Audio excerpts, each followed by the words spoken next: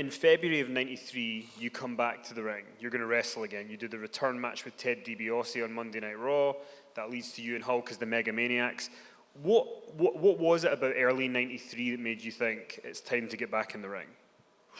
Well, they basically kind of convinced me that we were do an angle and lead it into WrestleMania 9 at Caesar's Palace and everything. And that was the actual first Raw ever. And it was in Brooklyn, I think it was, in Brooklyn? Yeah, Manhattan, yeah. Oh, Manhattan, okay.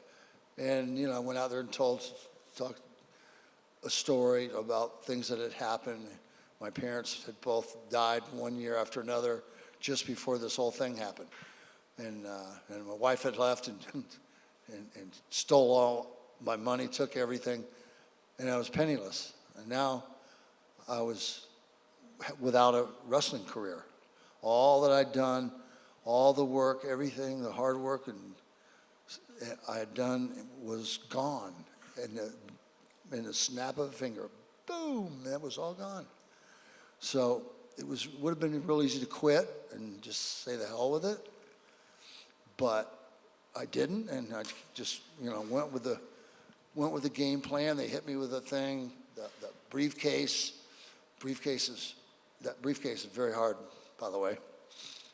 And we used a mask that guys had made me on the set of the movie, and Suburban Commando, and you know, said I could wrestle, but I had to have this mask on to protect my face.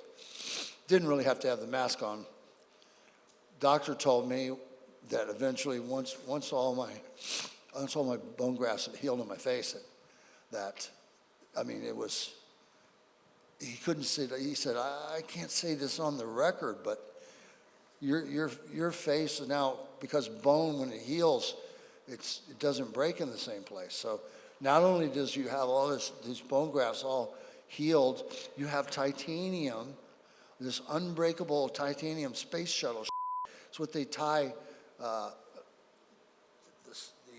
mirrors in space, the solar panels. They tie solar panels in space using this special kind of titanium. It's real small and light and flexible, but like unbreakable. And that's what he put in my face. And he says, your face, you could run through a freaking brick wall, and the only thing that's going to happen is you're going to break the wall. And so that gave me a lot of confidence, and I felt good about it. So I wouldn't be gun shy and, you know, worried about getting hurt, just being able to begin wrestling again and like normal. I mean, it took some time. And when you and Hulk Hogan come out of WrestleMania 9, Hogan has the black eye, which people are saying, was it Randy Savage? What happened? Set the record straight with the black eye. What happened? We were riding our wave runners down in Clearwater. We always ride our wave runners, but I had some new Polaris wave runners. That Polaris makes a lot of ski-doos, a lot of snowmobile machines. Very, very good brand. And Hulk had his, I had mine. We met up, we swapped machines because mine were brand new, had some really cool stuff. I tried to warn him. I told him, be careful, because your ski is bigger, wider, you know, for a guy as big as him. If you stand up on my machine and the water's real rough, anything could happen. You're going to get thrown off, you're going to whatever. So sure enough, we're out there, we're jumping wakes, just flying into the air and stuff. And he's on my ski and he goes flying into the air, and just the ski just left him. And what happened was it spun around, and the ski hit him in the head and fractured his eye orbit. It nearly took his eyeball out and nearly killed him. And so we had to figure out how we could disguise this to the athletic commission in Nevada, right, before WrestleMania. When we got there, how we could convince them that this was just makeup, that we were we had just, done some stuff to spice up the storyline, and don't worry that, this is just makeup and stuff. And his eye looked so bad. He had blood all in his eyeball itself, was just totally red. And somehow we convinced the commission finally to let us wrestle, because otherwise it's going to put a pretty big damper on the wrestling show if we're not there. And we got to do it, and as usual, I did most of the match, did the hardest parts of the match, did everything, and we basically ended the match. We kind of won, really, but we were also going to leave, so they weren't thinking, and they realized, wait a minute, we can't win the belts, then leave the territory, so they have to stop. There's been a disqualification because of something happened, and the referee is now changing, is going to change the titles to Money Inc. back to them, and so that was that. That was my last WWF match. It was WrestleMania in Caesar's Palace, a big show, a great show, and I felt pretty good about it. I did a good job. I did my job. I did a good job, and most people don't realize and know it, but I'm probably the only top WWE wrestler who's never been pinned in a WrestleMania, ever. And I felt pretty proud of that. I was like, not bad. Yeah, good going. And I mean, later on that night, Hogan wins the WWF title from Yokozuna after Bret Hart loses the belt.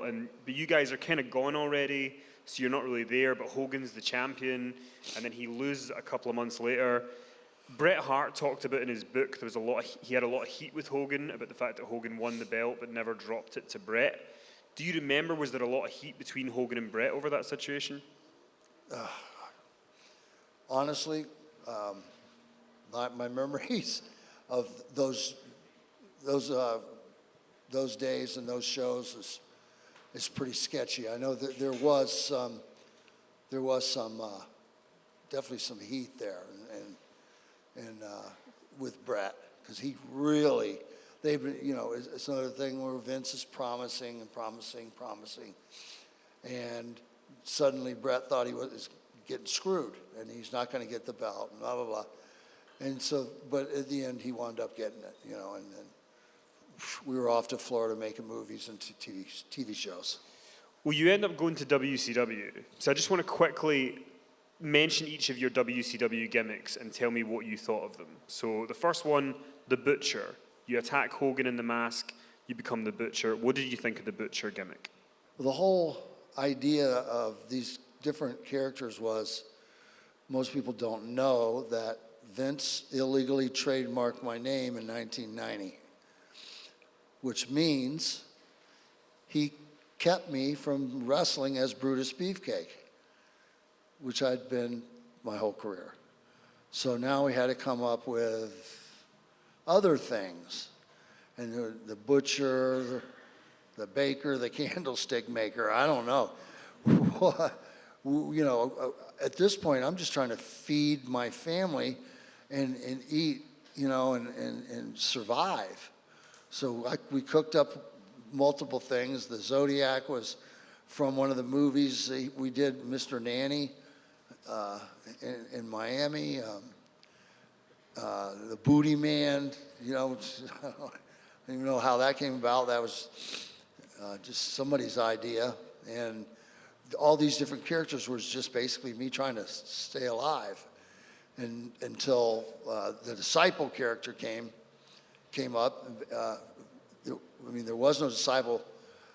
They basically, WCW said, oh, Brutus, we can't repackage you anymore because you've been so many characters.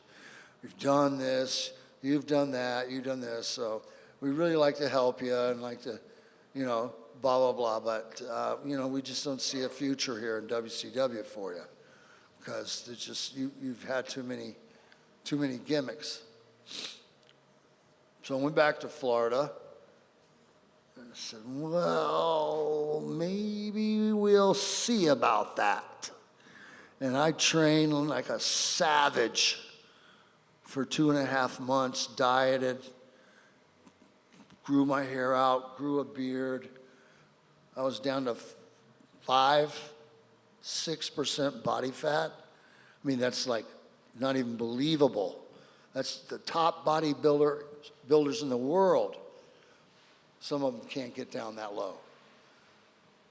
And with the beard and all that, nobody recognized me.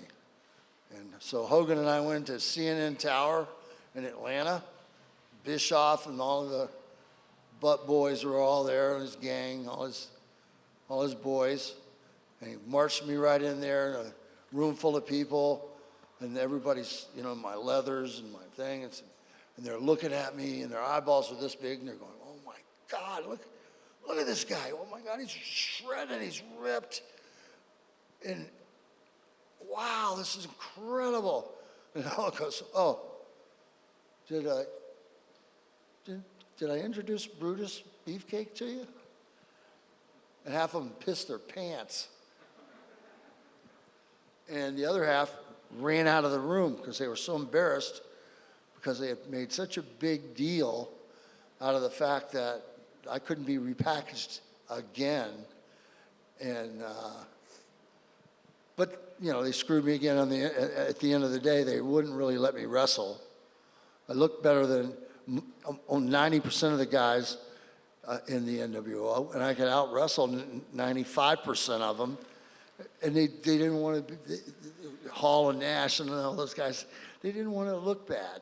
So they just bitched and moaned to Bischoff, no, you don't let Beefcake, don't let him work on TV, and don't let him do this and that. So they, once again, they ganged up and they got their way. Did you think any of the characters in WCW had a shot at being a long-term character? I didn't want any of those characters to be long-term.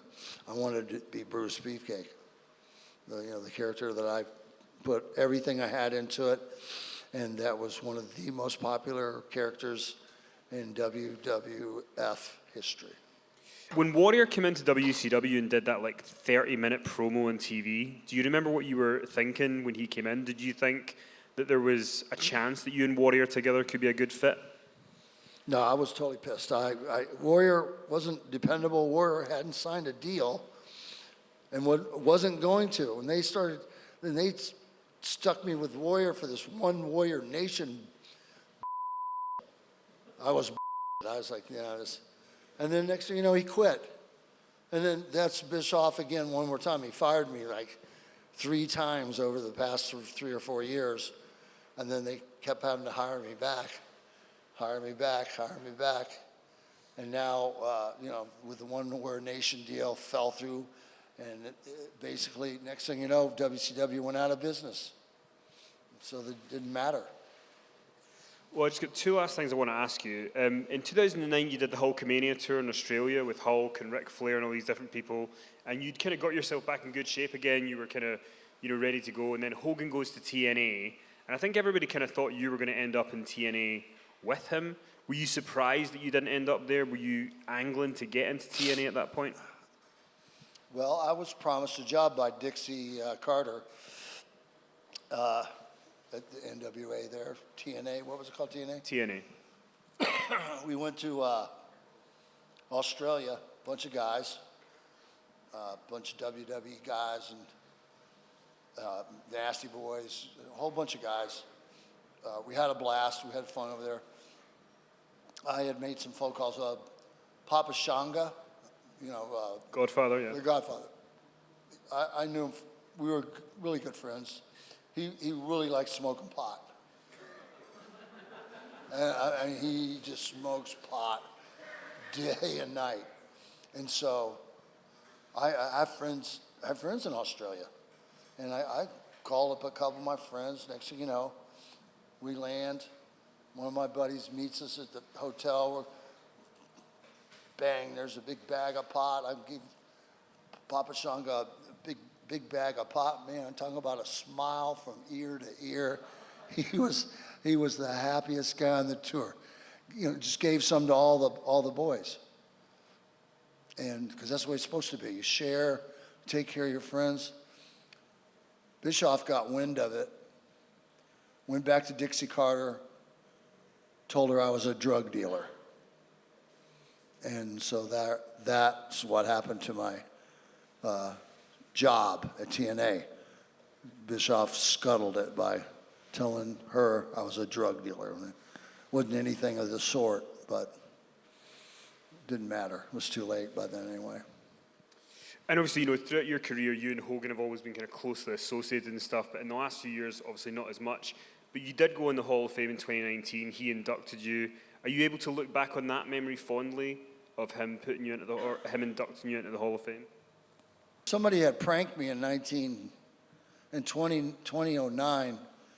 Somebody in the WWE office pranked my house in Boston where I was living with my now ex-wife, and my daughter called and said, "Hey, we're putting Brutus in the Hall of Fame in like a month," and blah, blah, blah. And so next thing you know, the whole family, I'm out on the road somewhere, I come home, everybody's going crazy, they're all excited, I'm going to be in the Hall of Fame, which I'd really hoped for, been looking forward to, and it was a joke.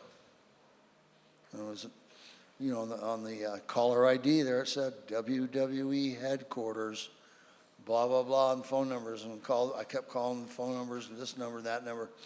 And it was just a prank. Somebody being a dick. And so I was like, at that point, I just kind of really stopped worrying about it. I was like, you know what, if it happens, it happens. I'm not going to worry about it. And then, it finally did happen. Hogan did the intro for me. Went off script, started talking about the Zodiac. The great Hulk Hogan, he couldn't even keep his head straight, couldn't remember what he's supposed to say. And then, because we hadn't even been really talking before this thing happened, when Vince called me and said they're gonna put me in, and then Hogan called me and said, yeah, let's get together and talk about this stuff. And so he's trying to be my friend, and then he does the induction, announces me, and walks right off the stage, grabs his wife, and leaves. Doesn't even wait to hear my induction speech. Just leaves, walks out. So I guess that tells you what kind of friend he really was. He used me to get him back into the WWE. They had shunned him. They took him out of the Hall of Fame. He'd said some horrible slurs, racial slurs. The Rock was pissed at him and wouldn't speak to him. He'd really screwed up. And then he used me to get his foot back in the door and get a thing. And he had promised that he was going to get me and Jimmy a job, money, and we were going to travel, the three of us together, and do lots of promotions for the company and do this stuff and everything. Of course, Jimmy got a deal, but I didn't. I just got left out again in the cold. Well, the last thing I wanted to ask you was, when you look back on your career, Brutus the Barber Beefcake, what do you want people to remember about Brutus the Barber Beefcake? Well, Triple H had sent out a thing, and my buddy sent it to me, and it meant a lot to me. Triple H, great, big, huge star for WWE, said that he felt that I was the quintessential wrestler of the 80s that was bigger than life, was so popular, had become so popular that, it was just a phenomenon, that I was a phenomenon and a legend and everything. And it just, when he said those things about me, because we weren't great friends, we weren't, blah, blah, blah. But when he came out and said that on the record, that really, really, really made my heart feel good, that I knew that the right people, I'd reached out, and the right people were noticing, had noticed what's going on, and knew that I'm in the Hall of Fame and I deserve to be in the Hall of Fame big time. And so, you know, that was that.